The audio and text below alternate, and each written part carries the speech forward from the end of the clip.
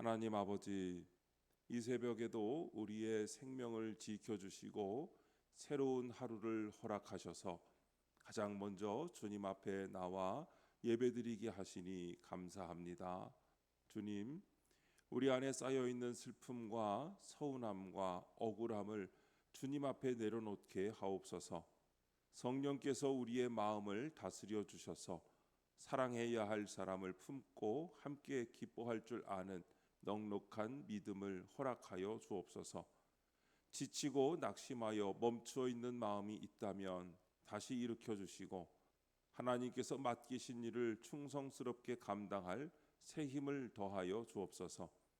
우리의 부족함 때문에 주저앉아 있지 않게 하시고 회개할 것은 회개하고 고칠 것은 고치면서 오늘도 순종의 걸음을 내딛게 하옵소서. 오늘도 말씀하옵소서. 듣겠습니다.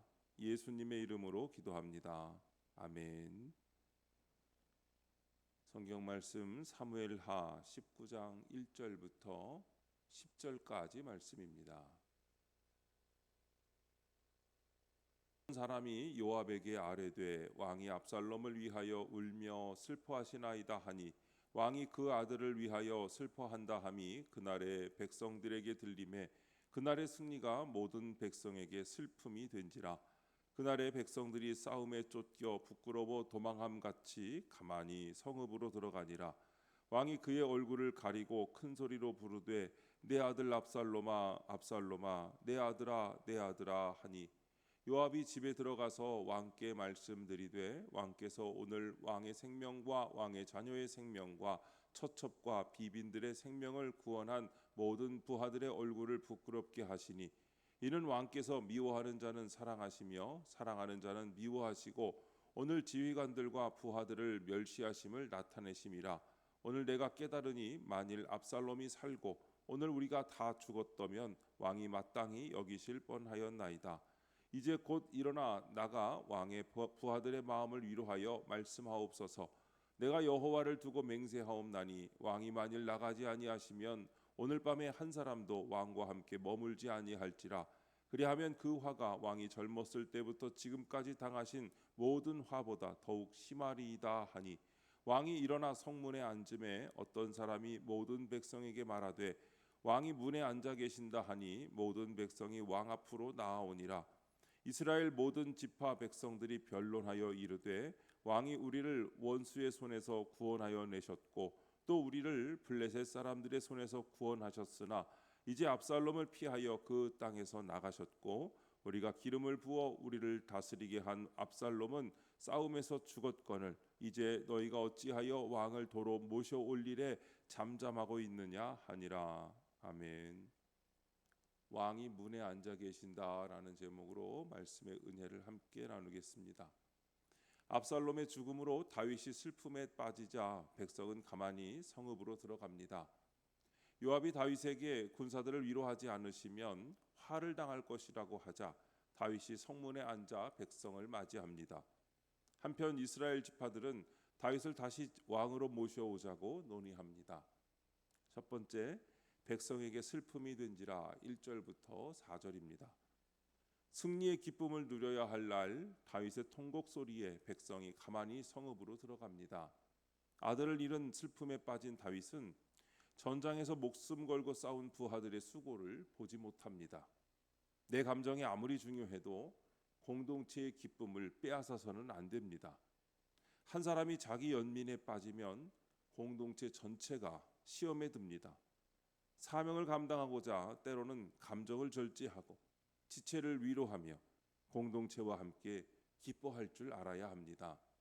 적용 질문입니다. 내 감정이 앞서 다른 사람을 정죄하고 공동체의 기쁨을 빼앗지는 않습니까? 우리는 내 마음이 힘들다는 이유로 내 감정을 정당화할 때가 많습니다. 그러나 하나님은 그 감정이 공동체에 어떤 영향을 주는지도 보게 하십니다. 다윗의 슬픔은 아버지로서 자연스러운 눈물이었습니다. 그러나 왕의 슬픔이 너무 커지자 목숨 걸고 싸운 백성은 승리하고도 기뻐하지 못했습니다. 내 감정이 앞서면 다른 사람의 수고가 보이지 않습니다.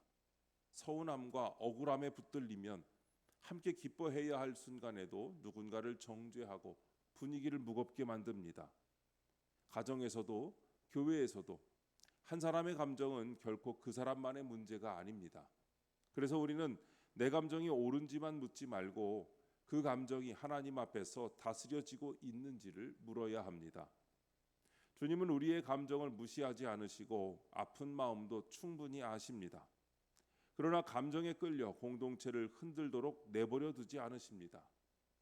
오늘 우리의 마음을 성령께 맡기고 내 슬픔과 서운함도 주님 앞에 내려놓으며 공동체의 기쁨을 빼앗는 사람이 아니라 절제와 사랑으로 공동체를 세우는 사람으로 살아가시기 바랍니다.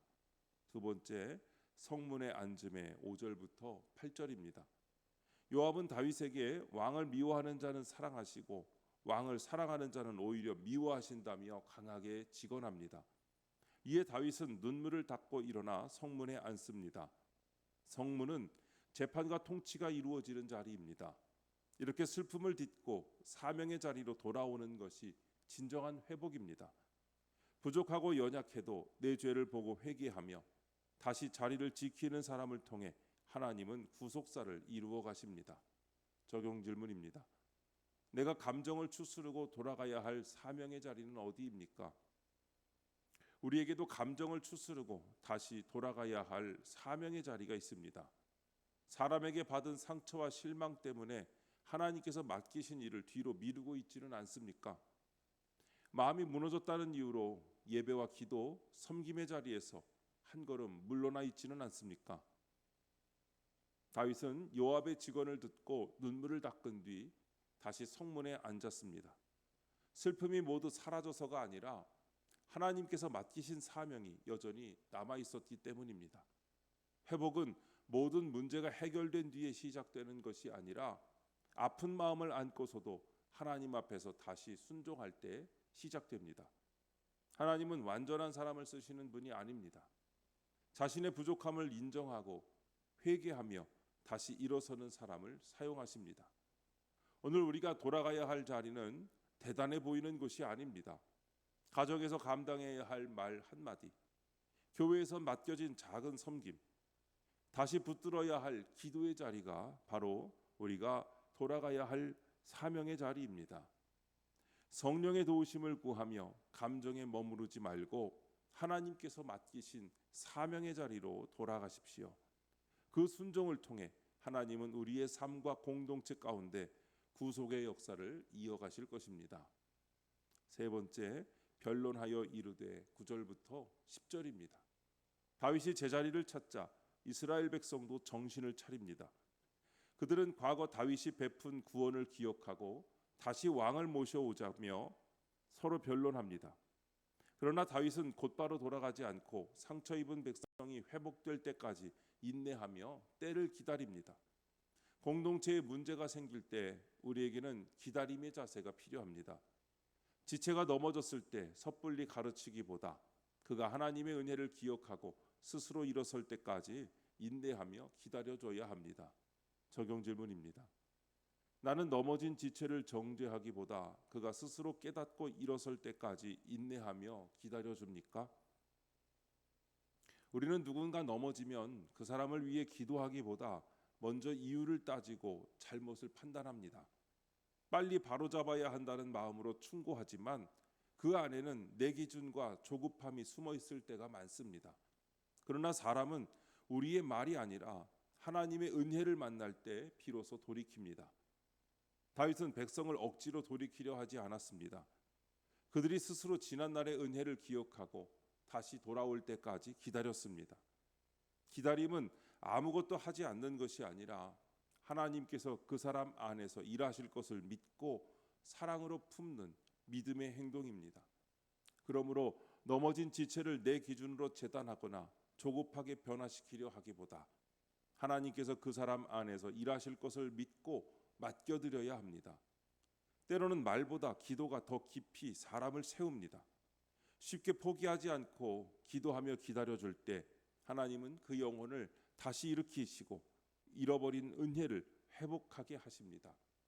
오늘도 오래 참으시는 하나님의 마음을 품고 한 영혼을 끝까지 기다려줄 수 있는 믿음의 사람이 되시기 바랍니다. 기도하겠습니다. 하나님 아버지, 감정을 절제하지 못해 지체를 정죄하고 구원을 방해한 것을 용서해 주옵소서. 뼈아픈 직원이라도 하나님의 음성으로 듣고 슬픔을 털고 일어나 사명의 자리를 지키게 하옵소서. 배반한 지체라도 그가 스스로 깨닫고 돌이킬 때까지 사랑으로 인내하며 기다리게 하옵소서. 주님, 이 시간 주님께 기도드리는 성도의 기도 가운데 함께하여 주시옵시고 주님의 세미한 음성을 들려주시며 그 선하신 손길로 붙들어 주시옵소서. 우리 주 예수님의 이름으로 기도드립니다. 아멘.